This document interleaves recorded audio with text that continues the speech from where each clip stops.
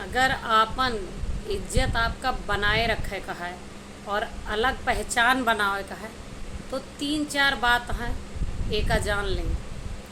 चाहे जितना भी क्यों आपन खासम खास हो ना, ओसे आपन राज आपन रहस्य कभो शेयर न करें। आपन सीक्रेट बात ओसे ना बतावें। दूसरी बात, अगर आपका केहू कितनो भी जरूरी काम से बुलावत हो लेकिन आप भी आपन काम करत हाँ तो ओकरे काम के लिए आपन काम छोड़ के कभो ना जाए। तीसरी बात, अगर केहू आपसे कोनो बात का जवाब मांगत है तो तपाक से जवाब दे के जरूरत ना हो। कुछ देर सोच समझ के तब जवाब दे, तब कुछ सही डिसीजन पर पहुँच गए।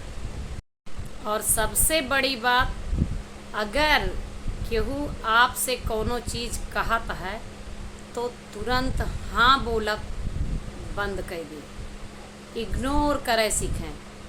कम से कम ओका आपका कीमत तो पता चले, ई तो जाने कि आप हर वक्त खाली ना बैठा केहू के लिए।